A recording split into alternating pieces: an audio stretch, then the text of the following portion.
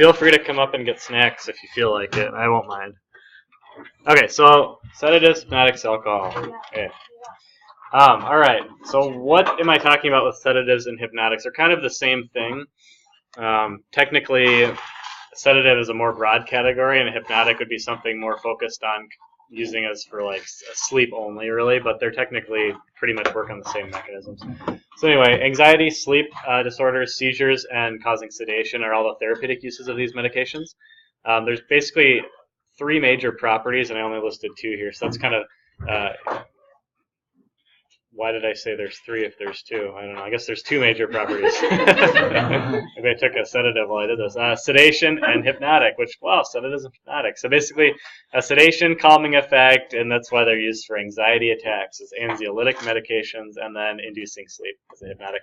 I have Heath Ledger as the Joker up here, and he famously overdosed on several medications, which a number of them were sedative and hypnotic in origin. They're commonly prescribed, commonly abused, and very commonly overdosed on.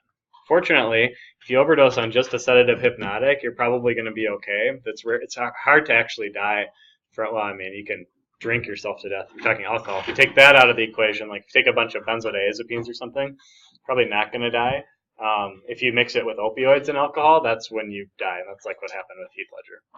You usually have to have a co-ingestion to actually have a toxicologic profile that puts you into a fatality. But benzos have a lot of other issues with them if you take too much of them too. So not to say they're safe by any means. They'll definitely knock you out and they're problematic. But by themselves, if you take like a whole jar of them, you're probably just going to get really sleepy.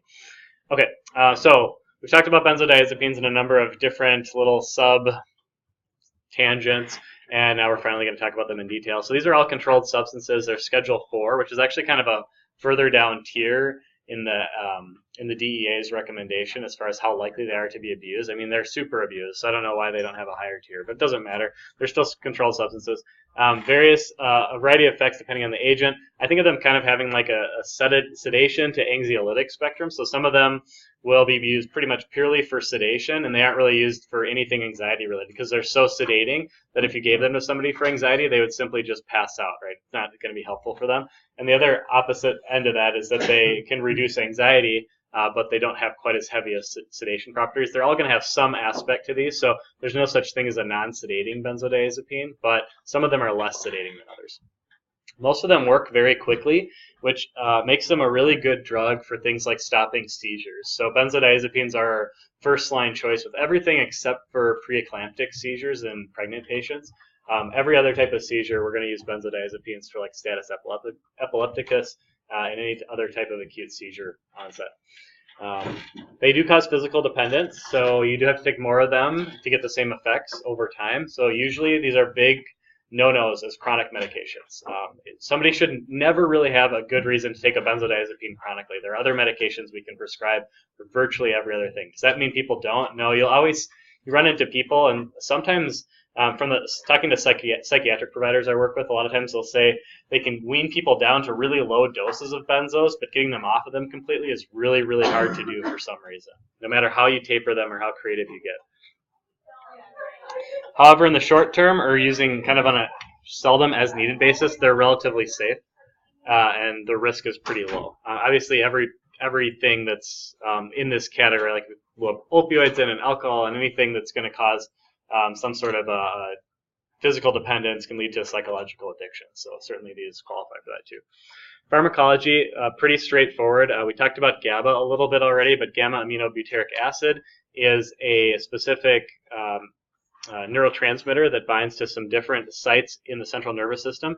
And what it does is it causes openings of these chloride channels, which basically enhances the inhibitory response in areas of the brain. So what's going to do is it's going to disrupt pathways of overexcitation. So that's going to give you your mechanism behind why it stops anxiety attacks and why it stops seizures. They're pretty broad spectrum. They work in lots of different parts of the brain. So they're not really clean drugs, but the way that benzos work is they actually bind to the same receptor. They don't mimic GABA, but they allow GABA to work more efficiently. So they're called GABA potentiators is essentially their mechanism. So they're making this whole inhibitory process within the central nervous system more efficient and more fluid. All right, I just said all this. So again, that's the end story there. All right, pharmacology. There's a lot of different benzos on the market, and a common question I get is, what's the half-life of this benzo, or how can I dose adjust a benzo, or do I convert somebody to this, or whatever? I kind of lump them into a couple different groups. So alprazolam, I almost think of as being on its own. It's a more short-acting benzodiazepine, and you can see short-acting, it's still got a 12-hour half-life. So all these drugs, with the exception of triazolam, which we'll talk about really briefly, it's rarely used anymore.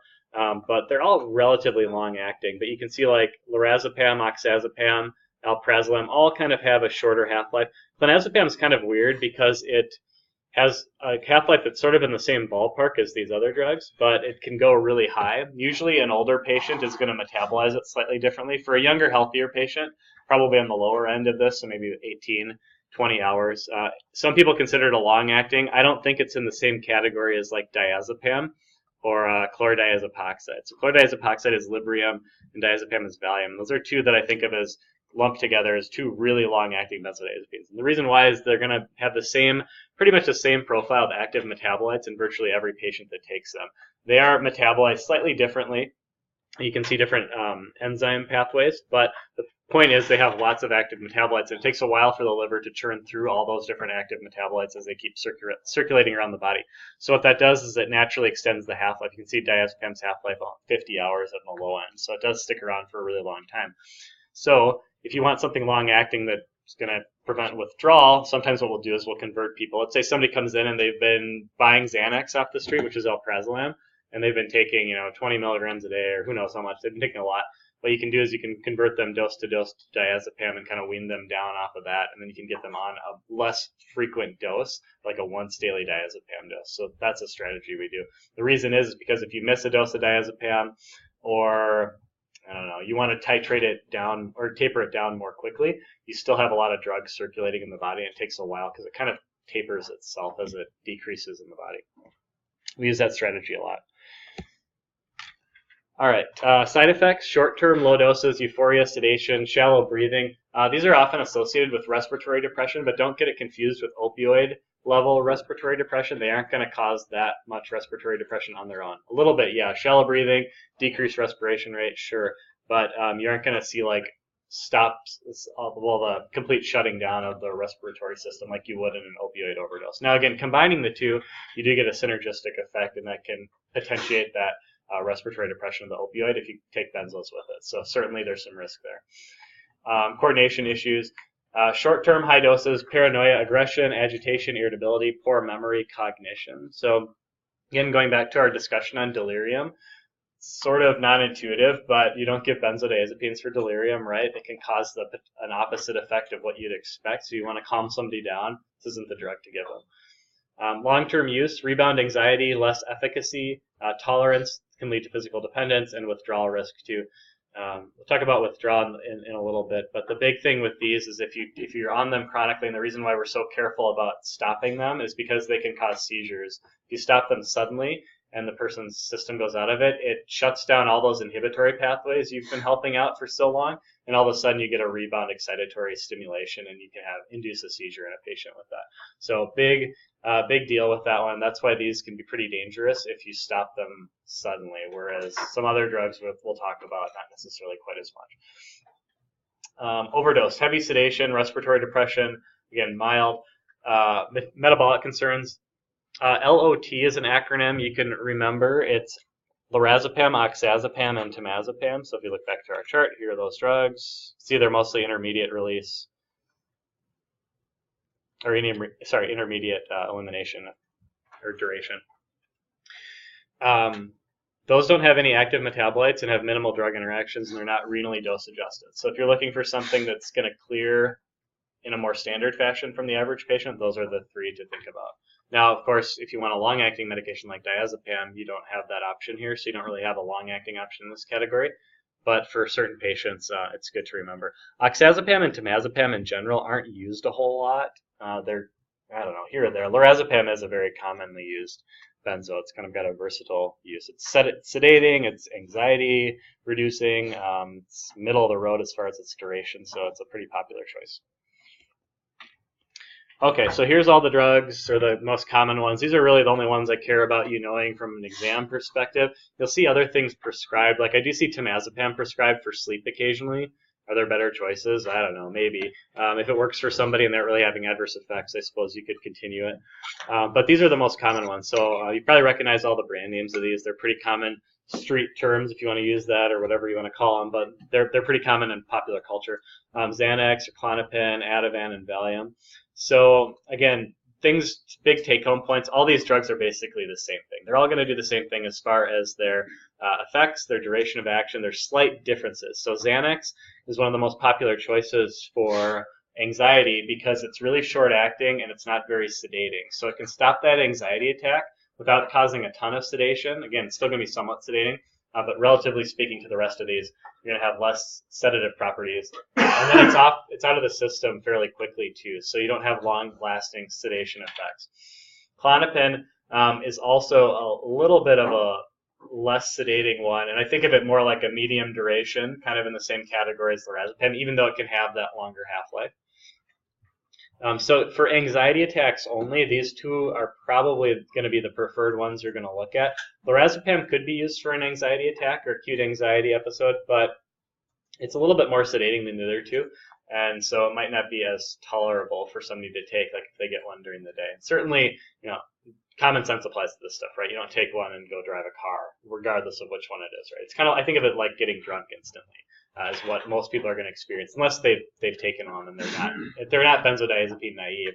It's a different story. But if they don't use it very often, it's going to impair their judgment in a lot of cases. So certainly, again, common sense stuff. But I'm not saying you can go to work and function at a high performance when you take a Xanax, but some people might.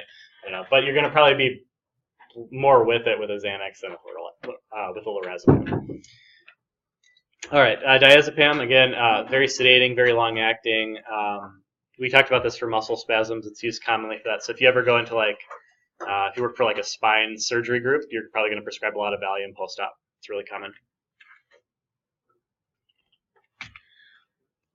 Bridging therapy. So we talked about SSRIs, and I'm going to talk about anxiety a little bit more, but one of the things about SSRIs is they're used for general anxiety disorder as well. And remember, SSRIs take several weeks to work. So the same thing with treating depression as treating anxiety. It takes a while for that drug to finally get to the point where it's managing the symptoms appropriately. And the nice thing about anxiety disorders as opposed to depression is we have a little bit of a stopgap there. So you have the ability to prescribe short-acting benzodiazepine as an as-needed medication until that kicks in for the person to manage their anxiety attacks. Are there other options out there? Yes, but this is an option you could consider. You don't really have anything for depression that's short-acting that's very well proven at this point. So that's a big difference between treating the two, is you do have this option. The take-home message is that this isn't a permanent solution. This is something temporary, as needed, not regular. Now again, you'll see people taking them regularly, and that's another story.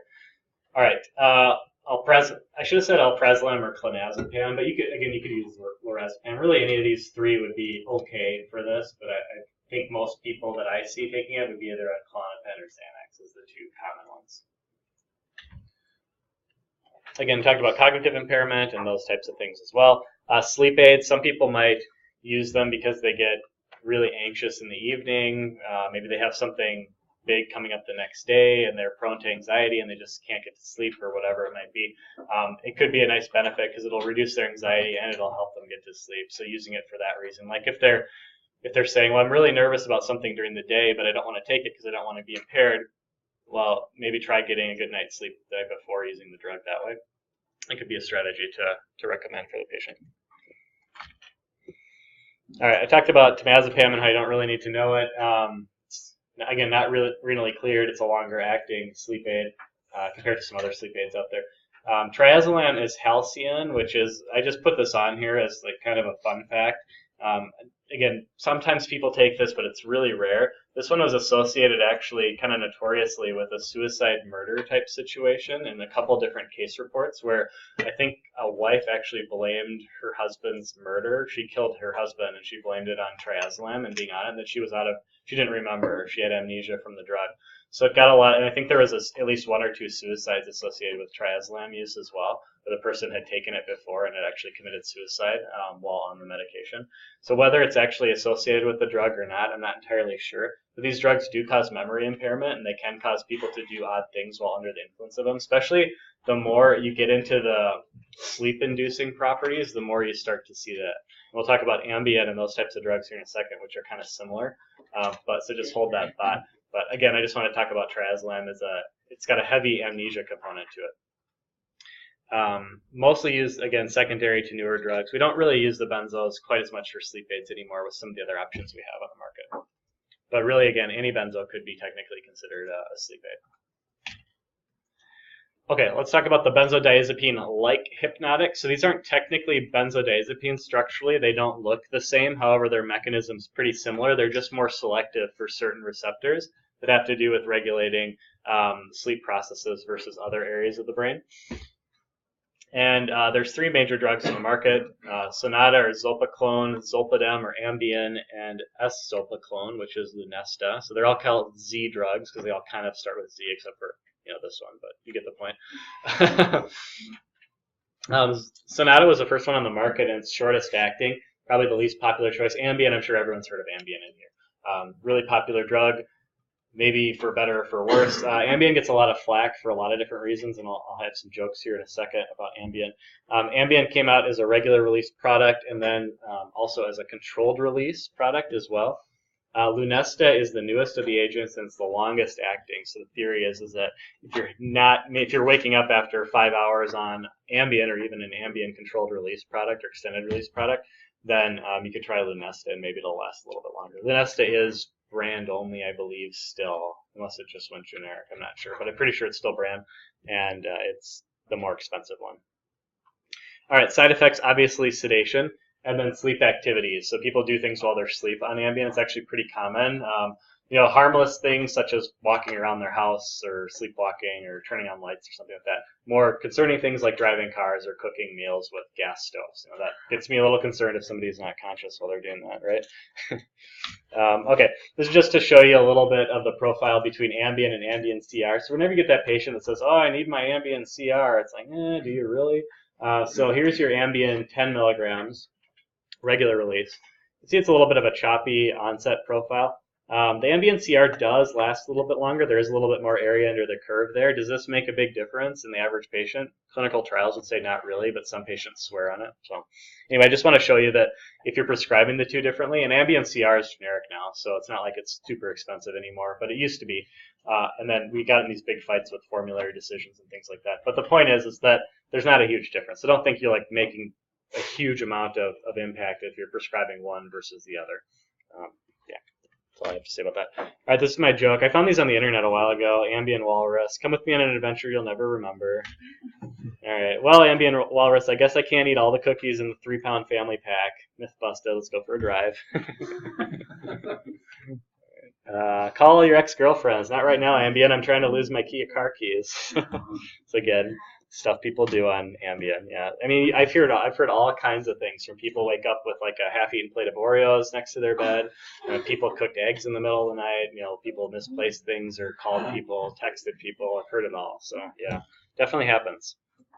I think the incidence report is like 10 to 20% of people who take Ambien will do something in their sleep. Again, could just be sleepwalking, which isn't a big deal for a lot of people, but the physiology behind it is kind of interesting. From what I understand about the way those drugs work is they actually suppress REM cycles to a certain degree. Your sleep isn't actually as restorative as it would be naturally, which you could probably guess if you're taking a drug to fall asleep. It's probably not going to be as great as natural sleep.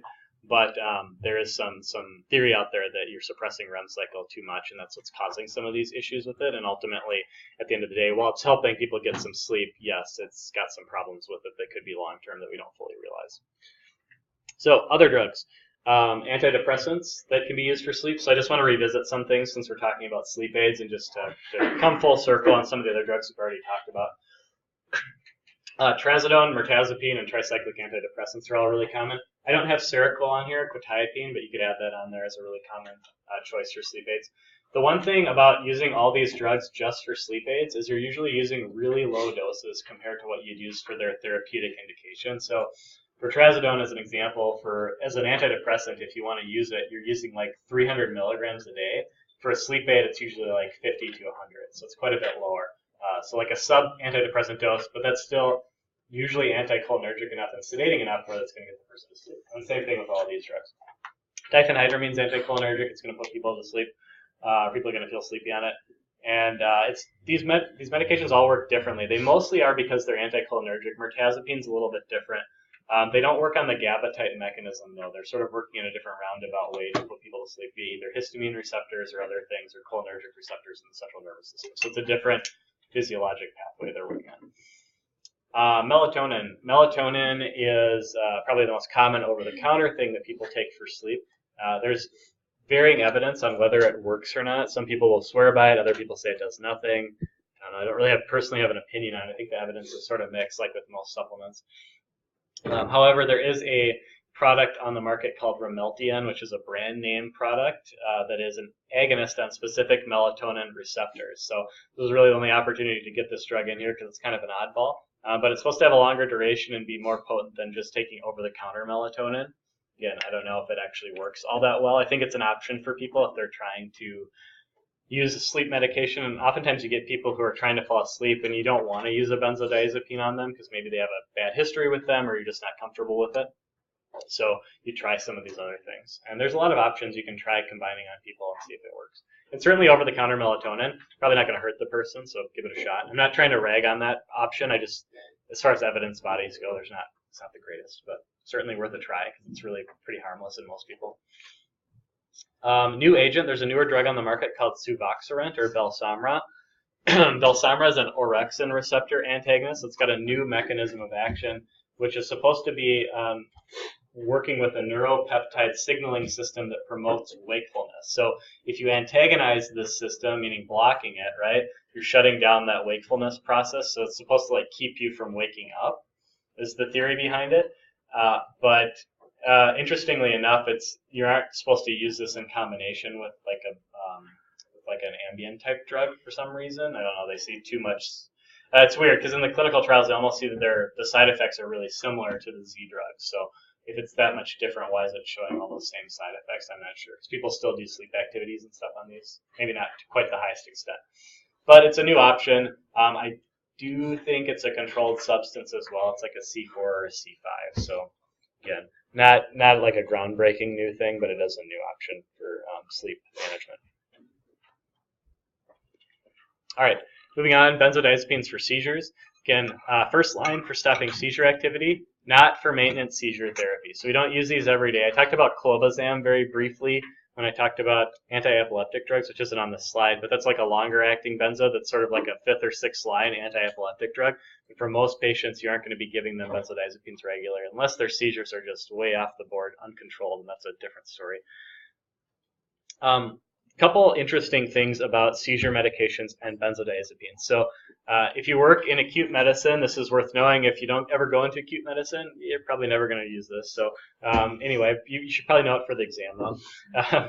Lorazepam and diazepam. So two different properties of the drug. So lorazepam is a less lipophilic agent, and diazepam is more lipophilic, meaning it can get across fatty membranes easier. So for example, the blood-brain barrier, lipophilic drugs like to move through there really easily. Drugs that are more hydrophilic or less lipophilic, I should say, don't get through as easily. So lorazepam will get into the central nervous system. Of course, that's where it has to go to work. It just takes a little bit longer to do it. So if somebody's having an acute seizure and you give lorazepam, it might take a minute or 2 minutes to actually work, which is usually okay. That's not a big deal in the real world. Although it can be disturbing, it's not the end of the world. Diazepam works really quickly. The problem with diazepam is once it gets into the central nervous system, it distributes back out. So it kind of hits into the CNS and then it moves back with its concentration gradient until it reaches an equilibrium point.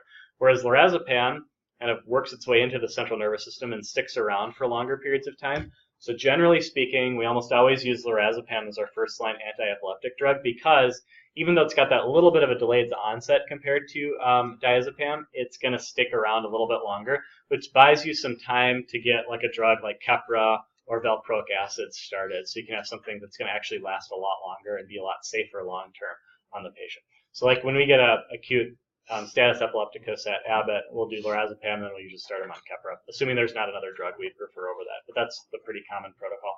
I've actually never ever used diazepam in a seizure situation in my emergency medicine career. It's just not really done. It was considered a gold standard for a while, but again, because of its distribution issues, certainly it's effective, so it's not like it'd be wrong to give it, but it's just not as popular of a choice. There is a rectal formulation of it that comes as this syringe, so if you have, like for a child, I think that's what it's designed for, of course. If you're a parent and you're walking around the mall and your kid has a seizure, you can give them a rectal administration and it does absorb very quickly. The easier option, that's maybe a little bit more tolerable for most people, is intranasal Versed or midazolam. Midazolam, we didn't talk about that on the initial slide, but midazolam is a really important benzodiazepine for acute medicine. It's a sedative and it's a good anti-seizure medication. We don't use it, it doesn't come orally, so it's IV only. And you could give Versed IV to somebody having a seizure and be effective. However, it's got some cool intranasal properties and it actually works very fast. It's got a reasonable duration. So again, if you're a parent and your options are, well, I could pull my kid's pants down and give them a rectal administration in the middle of a mall while they're seizing, or I could give them something intranasal, probably going to pick the intranasal one, but that's just me. The thing is there's not really an intranasal product of Versed that's commercially available, so you'd have to MacGyver it a little bit. Essentially what you do is you buy the IV vials of it, you draw it up in a syringe, you put this little nifty foam cap on it, it's an atomizer, and you can spray it through and it atomizes the product into the nasal mucosa. It's really simple, you just have to show somebody how to do it. So again, if you ever work in those types of situations, it's an option. We use it in our, like at our satellite campus. We don't do a lot of peds at Abbott because it's right next to Children's. But our satellite campus, West Health, has peds patients, and they not only do intranasal Versed, but they do a lot of intranasal fentanyl too for kids, just because you can give really tiny doses. It's really effective. You don't have to start an IV. It's a very simple solution for that. Anyway, that's enough of that. Benzodiazepines and alcohol withdrawal. So the major risk of withdrawing from alcohol and withdrawing from benzos is both of the same risk as seizures, and you can use benzodiazepines to prevent both. So if somebody's withdrawing from either one, benzos is the answer. Major risk for like a hospitalized patient, I think of somebody who comes in who's been drinking heavily beforehand. Usually you aren't going to continue their alcoholic regimen inpatient. I say usually. Every once in a while you have somebody who's allowed alcohol while they're inpatient. Sometimes it's for the purposes of preventing withdrawal. Usually what's more popular is a hospital-based protocol, which I'll talk about a little bit later. Basically, in a nutshell, what they do is it's a series of symptoms that usually a nurse will assess. So they're looking at a number of symptoms. They assign a score that's sort of subjective, and then they calculate up the score, and then that tells them how much diazepam to give. There's a couple different protocols out there. Some are lorazepam-based, some are diazepam-based. The one that we use is the MINDS protocol, which is a diazepam-based protocol right now. Chlordiazepoxide is Librium, which again is a longer-acting one. I don't know any protocols that use Librium, but I have had some people prefer it, providers prefer it, just because they might think it's slightly longer than diazepam. If you look at my chart, it says it's actually possibly shorter-acting than diazepam. I don't think there's great evidence for it over diazepam, but again, some providers think it's better for some reason. Don't use it very commonly. All right, older adults are very sensitive to benzos. Remember our geriatric list, benzos should be pretty much at the top along with anticholinergics and opioids as things to check out if something's not quite right. This is an old slide, but Medicare didn't cover benzos for a while. It wasn't until like I think 2015 or 2016 when they actually started covering them. So they didn't even pay for them for elderly patients. They're like, nope, you don't need them for any reason. Now they do for certain indications.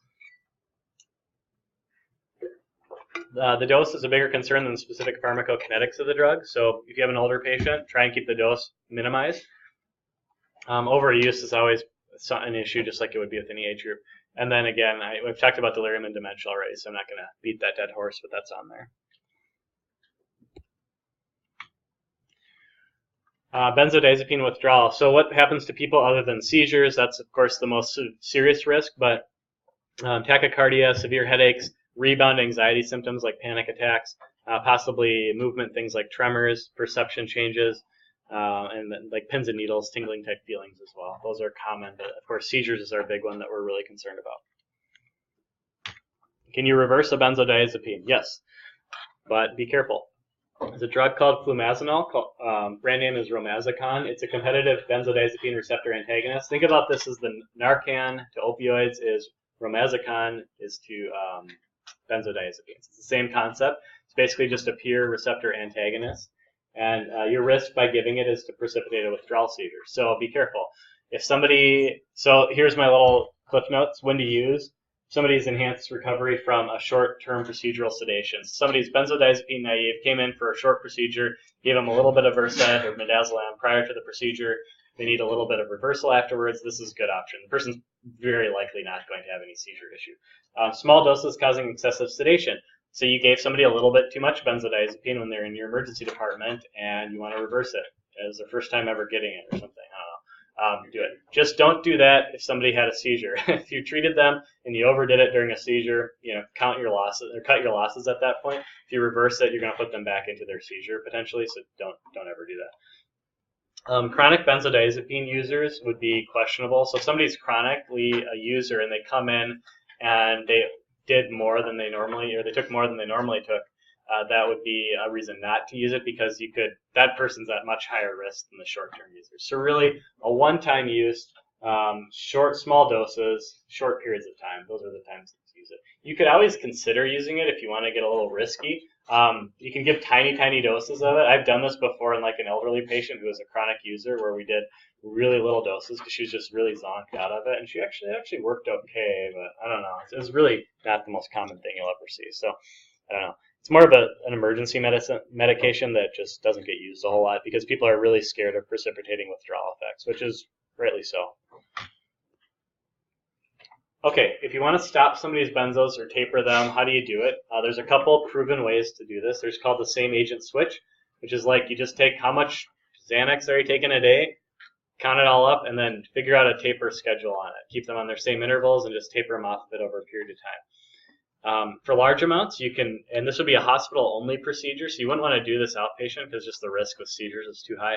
But you want to dose reduce by 40% initially. So you count up all their Xanax, convert it usually to, you could keep it the same agent if you wanted to, but usually in this case we'd convert it to like Valium or diazepam. Dose reduce by 40%, drop by 10% per day. So it's a pretty aggressive tapering off, and again, seizure risk is kind of high when you do that, so be careful. Longer-acting agents, again, that's probably going to be what most places go off of protocol. And then carbamazepine and gabapentin might help with some of the seizure withdrawals. Sometimes they might put somebody on that while they're bringing them off benzos. Gabapentin has some anxiolytic effects too. Some people take it as needed for anxiety, and certainly it has some mild anti-epileptic effects as well. Carbamazepine is an AED, so those drugs can help possibly mitigate some of that a little bit, but it's up to you. I don't see this a ton, and usually I see it on psych if they're doing it. Or what happens a lot is we get somebody in on a alcohol withdrawal protocol, and they're in our ICU for a few days, and they're just on really high doses of benzos. By the time they get medically cleared and they end up on a mental health unit for whatever they came in for, then you end up having to figure out this taper then. It's like, oh, this person was taking 300 milligrams of Valium a day. What am I supposed to do with this? And then you kind of figure out the tapering down from there. So, of course, there's other parameters like what symptoms are they exhibiting, and certainly if you dose reduce them and you see some major withdrawal symptoms that aren't seizures, you could titrate that and adjust that as needed, but this is sort of a general guideline on how you could consider doing it. It can be tricky though. Okay, buspirone. I never talked about buspirone, and this is just a random drug I inserted into this lecture. No, it's not that random. It's not a benzodiazepine, so let's get that clear. It's a serotonin partial agonist, but I put it in there because it's a generalized anxiety disorder medication. It's used for depression augmentation sometimes. It's kind of just like an SSRI as far as what I think about it. It's a little bit different since its mechanism is not an SSRI, but it's a serotonin medication. It's used pretty much in place. It has a similar onset, like 2 to 6 weeks, usually dosed 2 to 3 times a day. Yeah, I just want to put that out there because it's a pretty popular medication. I don't really have a better place to slot it in. All right, talk about barbiturates quick, but does anybody have any questions about benzos?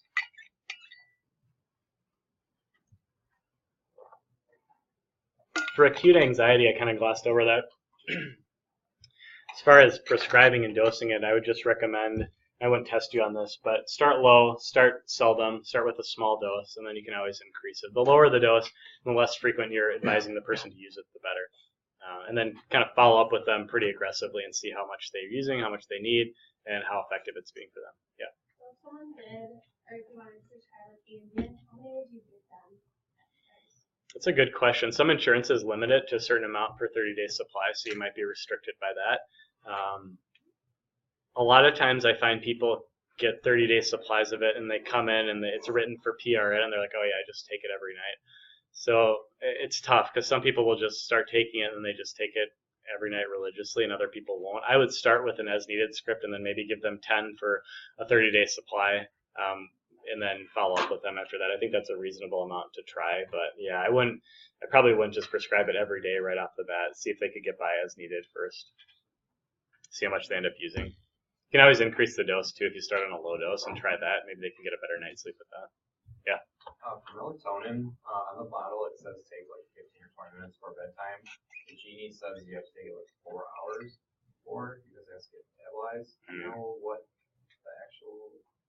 I don't know. I don't know if there's actually good evidence to support when to take melatonin. I was just curious. Yeah. I've never heard that you have to take it that far before bedtime. I would say in the hospital it's always given like at 8 to 10 o'clock. That's what standard time is for bedtime, and I've never really heard anyone complain about that. So I'm not going to argue with Jeannie because maybe she's right, but I've never really looked into that particular one.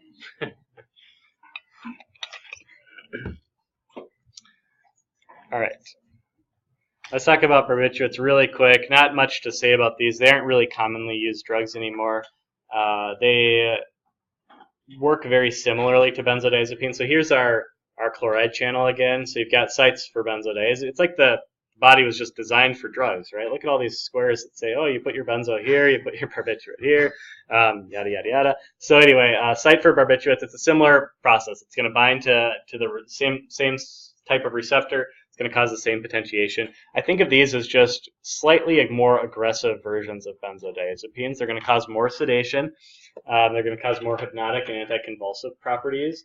But they're also going to have a lot more side effects associated with them, including they can have some even hemodynamic type changes. So hypotension and bradycardia are more seen, and respiratory depression is a lot more heavily seen with these medications. I got this question a while ago, but I'll just say it in case anybody's curious. Has anybody ever seen like what's that movie with Leonardo DiCaprio, Wolf of Wall Street, where they're taking ludes? Quaalude is an old barbiturate. So that's what they used to use before some of these other drugs really existed for things like sleep and anxiety. But they're really, really potent. IV and PO availability for phenobarbital. It's a Scheduled 4 controlled substance, but I don't know if tons of people have used these anymore. It's sort of an older drug, like I said. And again, more potent, dangerous version. A lot of other barbiturates out there. Most of these are used for various sedative procedures, so like pentobarbital, butalbital.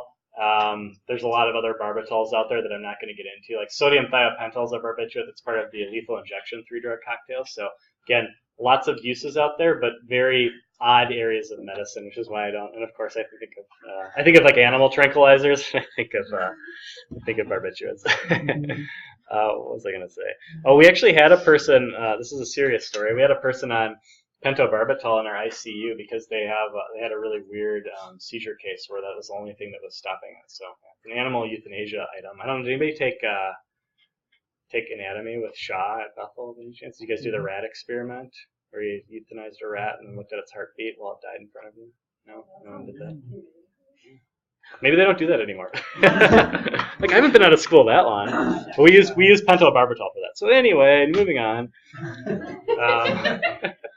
Let's plow through alcohol again. There's a few slides left, but it's not as much content as you might think. So we'll go through it quickly. All right, alcohol. All right, I'll give a disclaimer. I like craft beer and I like whiskey, so alcohol is of interest to me. I think it's kind of an interesting thing because it's. You guys are thinking I'm drunk already. Oh, and this is my other joke of the day. So there's not a lot of opportunities to instill religious things into or Christianity into pharmacology. You guys might not believe that. But here's a Bible verse that actually relates to alcohol. So there's my joke about that. Because that always comes up on the reviews and people are like, this doesn't apply to this class. I'm like, yeah, I agree. All right, there it is. All right, who wants to know who binge drinks the most? I do. Minnesotans in Wisconsin. There we go. Upper Midwest. All right, and then people worldwide, in case you're curious, Europeans tend to like their booze a little bit more than the rest of the world. No surprise there, right? All right, let's talk about actual ethanol. So ethanol is EtOH, as we probably all know. Yeast and sugar and water gives you carbon dioxide and ethanol. Most alcoholic beverages are going to have a ceiling of around 10 to 15% alcohol. So if you're wondering about how much is in a serving, it's always important to remember what you're kind of dealing with. Usually you aren't going to get any higher than that. I just put a beer nerd fact up there that you can mutate yeast strains like Sam Adams does, and their Utopia's product actually gets to about 30% alcohol by using a mutant yeast, which is kind of weird. So anyway, you get the same basic product, just in different forms, right? And so people have been drinking alcohol for years, socially, recreationally, whatever, and plenty of people enjoy alcohol in moderation with no adverse effects to their life. But there are plenty of people that also have serious adverse effects to their life because of alcohol. So it's definitely both sides of the coin on that. It's not really well understood, the pharmacology, on how exactly ethanol works in the body. It's a very small molecule, and it's lipophilic, so it probably gets all over the place.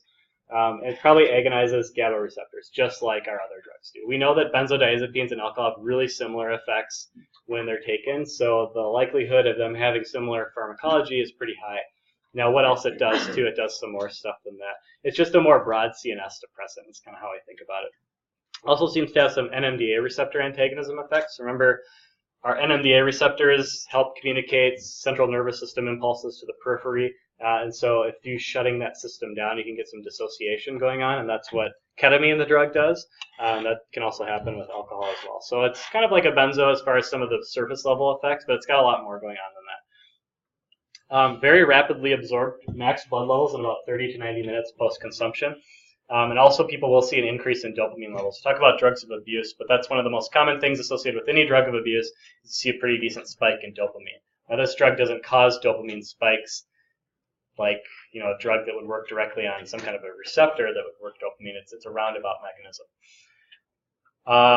One interesting thing, alcohol's metabolism pathway. So ethanol gets metabolized into acetaldehyde, via alcohol dehydrogenase, and then to acetate via aldehyde dehydrogenase. So two different enzymes responsible for the metabolism of it. So what you can do, the problem is that somebody drinks a ton of alcohol, and, well, not a ton, but even a significant amount, let's just say that. What happens is this aldehyde dehydrogenase gets used up faster than the alcohol dehydrogenase. So what you get is a buildup of the acetaldehyde intermediate metabolite, which is what causes people to feel sick and causes a lot of the nasty side effects associated with like a large amount of alcohol ingestion. Essentially, it's like a hangover, but it could get a lot worse than that. So what you can do is, to get rid of this toxic intermediate, you can do some tricky things like compete for the enzymes. We'll talk about that. We talk about some overdose stuff this summer when we talk about toxicology, so I don't want to get too far into it. But you can actually use alcohol therapeutically in other types of alcohol ingestions, like methanol ingestions and propylene glycol, because it actually competes for the enzymes that will metabolize it. And sometimes the base product, like in this case, acetaldehyde and acetate aren't really all that toxic. They're going to make you sick, but it's better than having a bunch of ethanol in your system. And so in other cases, like methanol, has some really toxic metabolites. If you drink a bunch of windshield washer fluid or antifreeze, you don't actually want that to metabolize as fast as it can, because it can build up these really toxic intermediates in your system. So that's why you try and compete with that enzyme to keep that circulating, and then you can dialyze it off. So anyway, some tricky things you can do with alcohol that way. But we'll talk about that this summer in a little more detail. All right, more fun facts. Hangover pharmacology, because why not? Aldehyde dehydrogenase gets maxed out, so you have too much alcohol for your body to fully metabolize. You build up that acetaldehyde. It's more toxic. Headaches, nausea, that's what's causing it. On top of that, you usually have dehydration. Why? Because alcohol inhibits antidiuretic hormone, which actually promotes diuresis. Anybody who's had a few drinks know that they probably tend to urinate a little bit more after the fact. But this is the end. It's going to compound with the above. So you're not only getting a buildup of this toxic intermediate, but you're also dehydrating yourself, which is going to cause it to be more concentrated in your body. Electrolyte imbalances don't help the picture either. Immune system, there's some thoughts that the alcohol actually affects the immune system in some adverse ways. It enhances inflammatory cytokines. So that's why people think that you get a headache maybe potentially after drinking a lot. I don't know. It's an interesting theory. Some beverages may contain other chemicals. They've actually done studies on this, believe it or not, like decent studies that say darker liquors cause worse hangovers in people. So, you know, science is here for a reason, people, and that's what it is. All right. Okay, other things I won't test you on: acute alcohol effects and blood concentrations. In case you're curious, this is just what you're looking at as far as where people are. So when you see, oh, that, you know, if your friend works in the ER and they're like, oh, this guy came in and blew a 0.38, you're like, oh, that's pretty high. So you got the 0.06 to 0.1. That's where you get the impaired reasoning and depth perception, which is why driving limits are usually in that category somewhere. And then you go up top. Now, this is all really relative to how much alcohol you drink on a regular basis. You can be a person who drinks a ton and be walking and talking with a blood alcohol content of 0.4, or be kind of, you know, talking somewhat coherently, I should say. Maybe not totally with it. But anyway, like, some people would die with that much alcohol in their system, right? And some people can be somewhat okay with it. So there's certainly tolerance in play here, but this is just generally what you might see. So usually when you get to that 0.5%, you have significant alcohol puzzling that's looking at coma and death, and severe respiratory depression.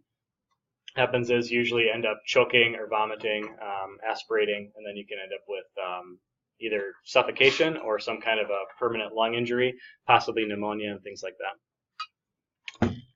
All right. Serving size. Again, the FDA recommends certain servings for people per day. So when you're making recommendations and talking to your patients, I think this comes up a lot with especially like antidepressant medications. If people want to have a glass of wine, they'll ask you, can I still drink on this? It says right on the bottle, don't drink alcohol when using this medication. Can I still do that? Well, I think it depends on how much they're drinking and what they're drinking, and do you trust your patient? Are they being honest with you? In general, yeah, it's not going to affect the medication a whole lot, but it can. A lot of those medications do play with liver enzyme pathways. Even if it's slight, it can change the way alcohol gets metabolized too. So you might end up with just higher, well, more pronounced effects in alcohol that the person might not be used to if they're starting like a SSRI. That's really common. So anyway, number of drinks per day, about the weight of the person and where they would get with their blood alcohol content. So you can see kind of how they base the limit around usually 2 drinks for men, 1 drink a day for women is a pretty common recommendation. Can alcohol be used to self-medicate? Well, sure, but is it effective? As a sleep inducer, this suppresses REM cycle, and that's very well documented. So where the Z drugs might suppress REM cycle a little bit, we know alcohol suppresses REM cycle fairly substantial. So even if you pass out because you drank a lot of alcohol or even a little bit of alcohol, you might not be getting restorative sleep like you thought you were. Depression, anxiety, effects temporary at best. Alcohol is a depressant. All these drugs are going to depress the central nervous system. So yes, they might have some temporary euphoria associated with them, but over time, it's probably going to worsen mental health disorders. I always like to tell patients that it's about interfering with what we're trying to do to help you. So if we're trying to prescribe you a medication because we think it's best for your depression, and you're self-medicating with alcohol or other drugs, insert whatever it might be there, that's going to interfere with our end outcome, and it's hard for us to measure the effects of the drug we're prescribing you when you're putting confounding variables into there. So that's in a more patient-friendly language, of course, but that's basically the message that I'll give people when I talk about why they shouldn't do this or why they can't do it. And it's not always a can't. Sometimes it's a restriction, or it's a let's try going without alcohol for a little bit while we're getting the meds titrated, and maybe we can look at introducing moderate use, assuming the patient doesn't have an addictive history. All right, self-medicating. Of course, this is common sense, right? But if you're somebody who's self-medicating for one of these reasons with alcohol, you're at much higher risk for dependence and addiction. Some would argue that would be addiction. Acute intoxication, of course, has tons of. This is my second old school reference in one. Yeah. But lots of different problems with acute intoxication. No need to talk about the social impact, but there is definitely issues with it. All right, chronic toxicity. So how does this impact different diseases, and why do we care about this? There's a couple of systems that are going to be hit very heavily. So the GI tract, gastritis and mucosal damage will occur over time. This is going to impair nutritional absorption and prevent adequate nutritional intake. Alcoholics are often malnourished, not only because of this, but because they just aren't eating food. They tend to be drinking most of their calories. Hepatic damage, so cirrhosis of the liver. This takes a while. Your liver is a really resilient organ, but if you poison it long enough, it will die. And in this case, you get cirrhosis over time. The aldehyde buildup will cause oxidative stress and cellular necrosis. Ultimately will be fatal, and ultimately you'll have to get a transplant. but you also have to prove that you can stop drinking if you need a transplant. So that's one of the big questions in a lot of alcoholics is, can they actually make that commitment? Neurologic effects, polyneuritis, tremors, seizures, loss of brain mass. A couple things that are sort of interesting in the neurological world. Wernicke's encephalopathy, which can lead to something called Korsakoff psychosis. So Wernicke's is an initial brain damage from swelling due to thiamine or vitamin B1 deficiency. We didn't talk about vitamins yet, which I'm going to do this summer sometime. But thiamine is the first vitamin. It's basically the vitamin that has the least amount of circulating stores in the body. So when you get malnourished, that's usually the one that gets depleted first. And so in alcoholic patients, they're usually chronically thiamine deficient. If you ever worked in any type of situation that deals with alcoholic patients, you're probably going to notice that thiamine is like the first thing that any alcoholic person who comes into the hospital gets, along with folic acid. But with thiamine, if you get deficient chronically, you can get brain damage from that. And so confusion, loss of muscle coordination, and vision changes are the initial things you see with Wernicke's. Ultimately, that can cause permanent brain damage, which is where Korsakoff psychosis comes into play. And that actually looks more like a schizophrenic type picture. And there's really not much you can do. You can try and manage it with antipsychotics, but you can't reverse the brain damage at that point. So it's really important that if you have alcoholic patients you're managing, to make sure they're getting thiamine replenished as soon as possible, because it can really impact the progression of this disease.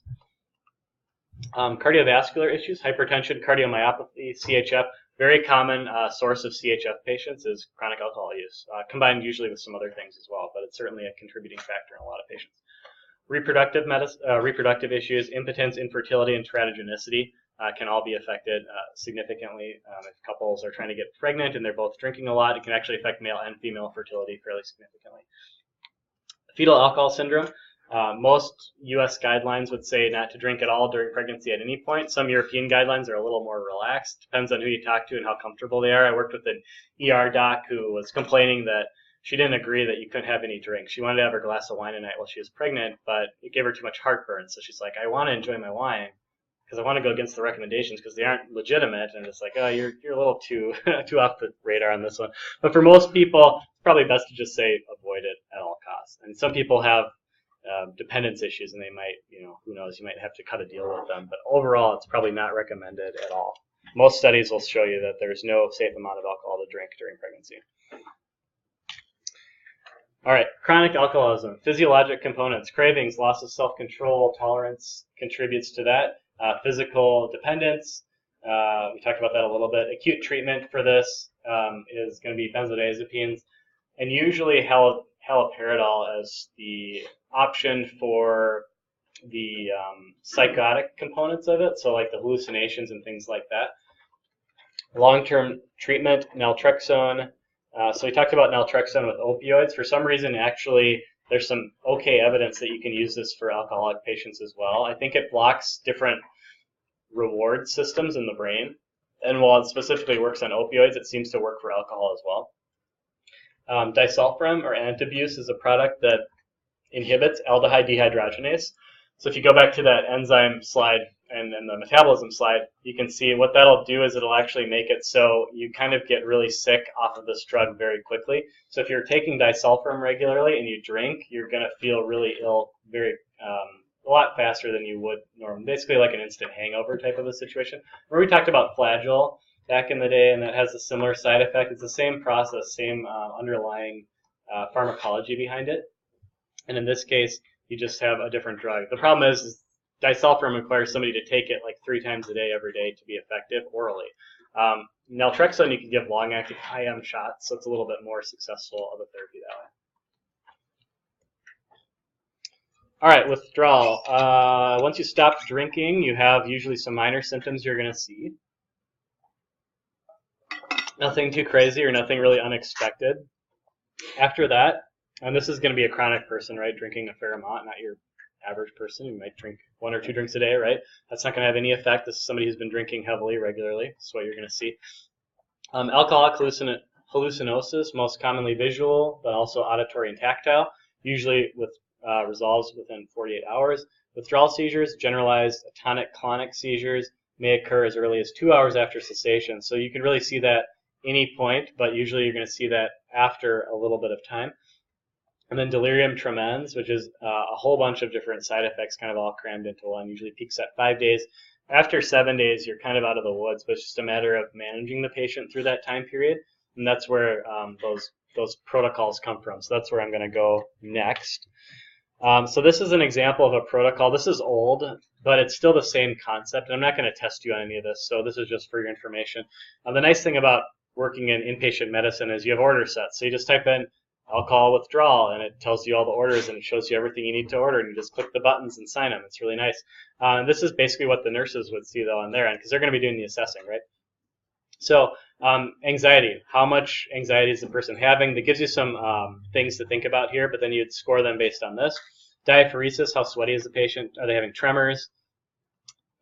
Agitation, hallucinations, and then once you get that score, you tally it up, and then you would assess their benzo use. So for example, this would be the recommendation. First 2 hours after treatment, assess score greater than 10. Give 2 milligrams every 30 minutes as needed until the score is less than or equal to 10. So this was our old protocol where we used to use lorazepam, and again, now we switched to a diazepam-based one. It's the same concept, so that's why I didn't change it.